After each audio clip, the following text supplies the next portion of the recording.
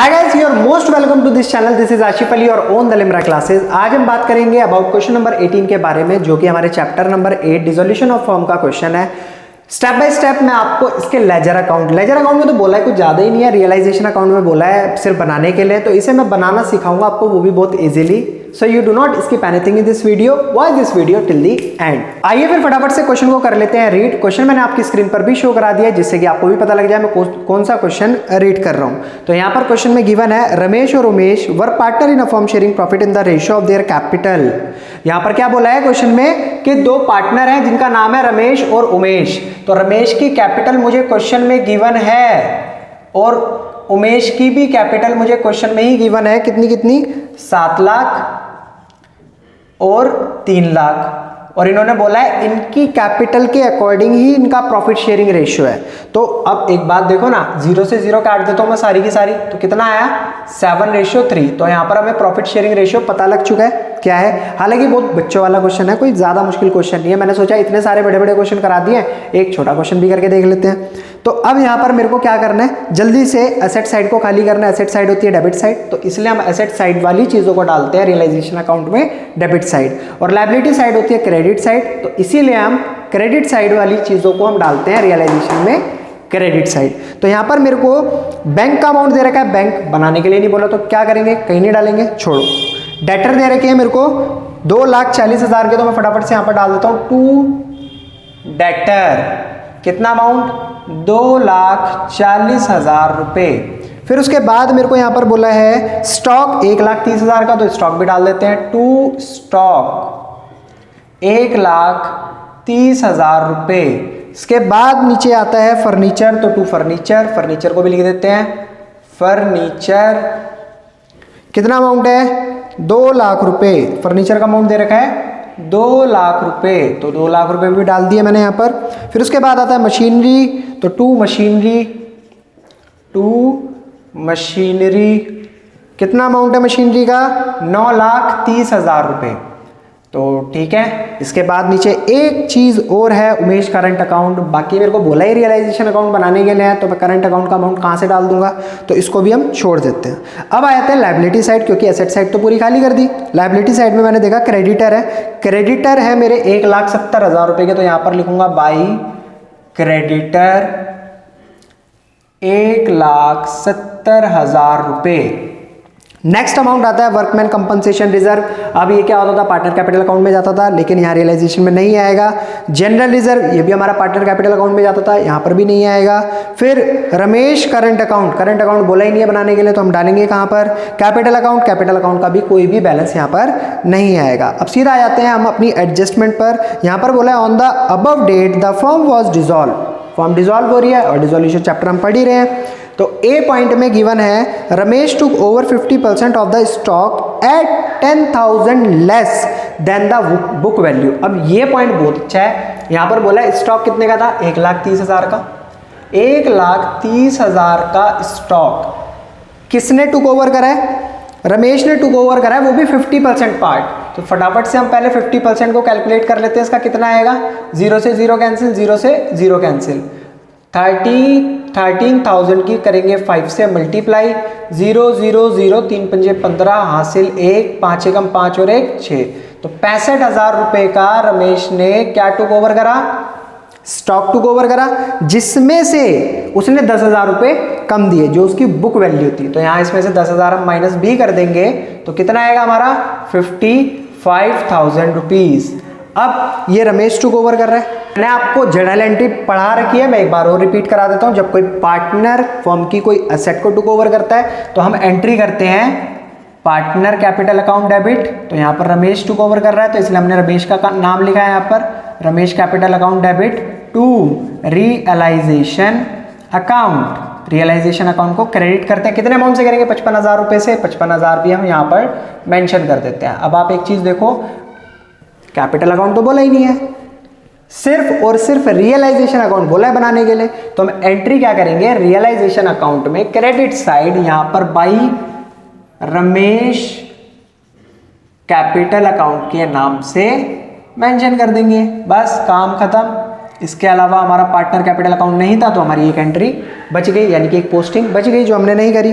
फिर उसके बाद बच्चों बात आती है आगे, remaining stock was sold at loss 15,000। अब जो बचे हुए स्टॉक थे, अब एक चीज देखो, 1,30,000 में 1,30,000 के स्टॉक में से 50% तो रमेश ने टूक ओवर कर लिए, बचे कितने 65,000 के स्टॉक जिनको 15,000 रुपए लॉस पर सेल करा। तो ठीक है सर, कोई दिक्कत नहीं है, इसमें से 15,000 को माइनस कर देंगे, कितना आएगा अमाउंट 50,000, यानी कि बचे हुए स्टॉक मेरे कितने के सोल्ड आउट हुए 50,000 रुपए के। तो इसकी भी हम पोस्टिंग करेंगे। अब मैंने आपको बताया था टुक ओवर की पोस्टिंग अलग होती है, जो कि मैंने ये करके दिखाई। जब कोई चीज सोल्ड होती है तो उसकी पोस्टिंग अलग होती है। तो यहाँ पर हम एंट्री करते थे बैंक अकाउंट डेबिट, क्योंकि सोल्ड कर रहे हैं तो पैसा आ रहा है तो इसलिए बैंक डेबिट हो रहा है। 2 एसेट छोड़कर जा रही है तो इसका मतलब रियलाइजेशन अकाउंट। ठीक है सर, फटाफट से इसको भी हम पोस्ट कर देते हैं। अब बैंक अकाउंट तो बोला ही नहीं है बनाने के लिए, सिर्फ और सिर्फ क्या बोला है, रियलाइजेशन अकाउंट। तो रियलाइजेशन अकाउंट में क्रेडिट साइड हम क्या डाल देंगे, बाई बैंक अकाउंट, और अमाउंट आ जाएगा हमारा 50,000 रुपये। ठीक है, ये पॉइंट भी क्लियर हो गया होगा आपको। अब आगे चलते हैं। Furniture was taken over by Umesh for 50,000। Furniture was taken over by Umesh, यहां पर फर्नीचर किसने टेक ओवर कर लिया, उमेश ने, जिसके उसने 50,000 रुपए बोले हैं, मतलब यानी कि उसकी कैपिटल से हम कम कर लेंगे। तो एंट्री हमारी यही रहेगी, बस नाम चेंज हो जाएगा, यहाँ उमेश कैपिटल अकाउंट आ जाएगा और अमाउंट चेंज हो जाएगा, उमेश कैपिटल अकाउंट, और अमाउंट हो जाएगा हमारा यहाँ पर 50,000 रुपये। ठीक है, 50,000 रुपये।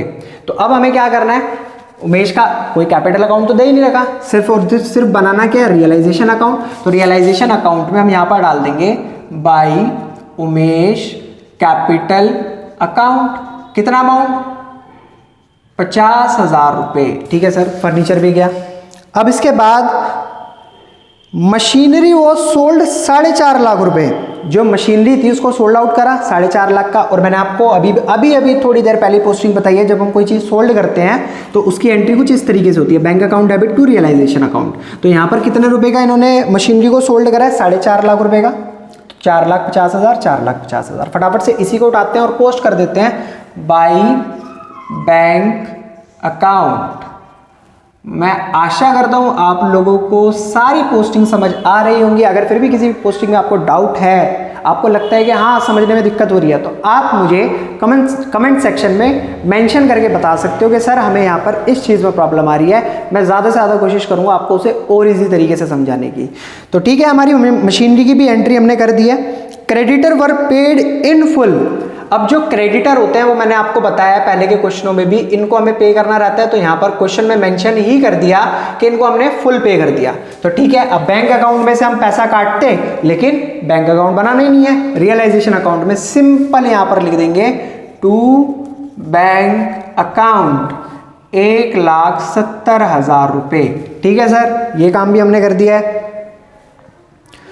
There was an unrecorded bill for repair for 1,60,000 which was settled at 1,40,000। एक बिल था जिसे सेटल करा गया 1,40,000 में, जो कि 1,60,000 का था।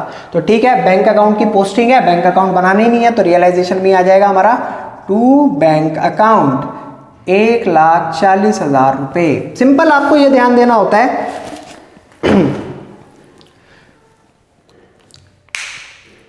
एंट्री के अंदर कितने अकाउंटों के नाम आ रहे हैं। अब जैसे यहाँ पर बैंक अकाउंट नाम आया, तो बैंक अकाउंट में आप जाओगे किस साइड, डेबिट साइड, और वहां पर किस नाम से पोस्टिंग करोगे, रियलाइजेशन के नाम से।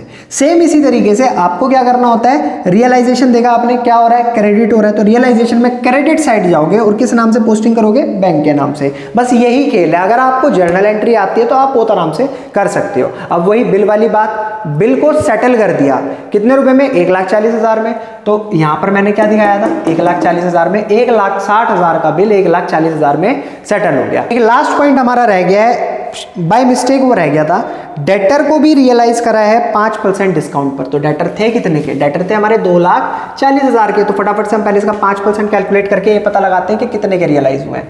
तो 2,40,000 रुपए के डेटर को हमने 5% पर रियलाइज कर दिया। तो 0 से 0 कैंसिल, 0 से 0 कैंसिल, बचा कितना 2400 इंटू 5, कितना अमाउंट आएगा, 0 0 4 5 20 का 0, यहाँ 2, यहाँ 2 पंजे 10 और 2 12, 12,000। तो 2,40,000 रुपये में से हम माइनस कर देंगे 12,000 रुपये को। तो 0 0 0 10 माइनस 2 8, यहाँ से क्या रहेगा 3 माइनस 1, इधर आ गया 2, 2,28,000 रुपये। तो यहाँ पर डेटर जब रियलाइज हुए तो यानी कि हमारी एसेट चली गई, और जब एसेट जाती है तो हम क्या करते हैं, रियलाइजेशन को क्रेडिट करते हैं। तो इसीलिए हम रियलाइजेशन में क्रेडिट साइड एक अमाउंट और डालेंगे बाई बैंक अकाउंट, और वो अमाउंट कितना होगा 2,28,000 रुपये। अब सारी पोस्टिंग हमारी हो चुकी है। अब मैं कर सकता हूं यहाँ पर इसका टोटल फटाफट से। क्रेडिट साइड का आप करो, डेबिट साइड का मैं करूँ। तो डेबिट साइड का टोटल आया है मेरा 18,10,000 रुपये, 18,10,000 रुपये, और इसी अमाउंट को हम यहाँ पर डाल देंगे क्रेडिट साइड 18,10,000 रुपये।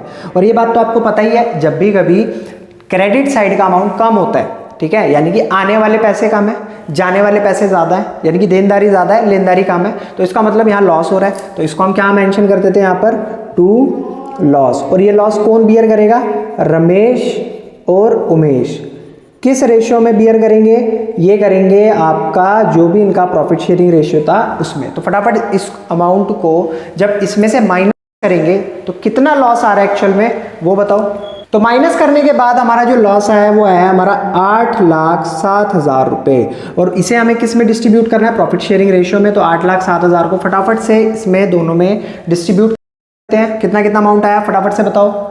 तो डिस्ट्रीब्यूट करने के बाद हमारा अमाउंट आता है 5,64,900, और दूसरा आया 2,42,100 रुपये। तो ये हो चुका है मेरा क्वेश्चन नंबर 8 भी कंप्लीट। आई होप आपको क्वेश्चन बहुत अच्छे से समझ आया होगा। फिर भी अगर आपको क्वेश्चन में कोई डाउट है तो आप मेरे को कमेंट सेक्शन में बता सकते हो। वीडियो पसंद आई हो तो प्लीज़ लाइक, शेयर और कमेंट करना ना भूलें।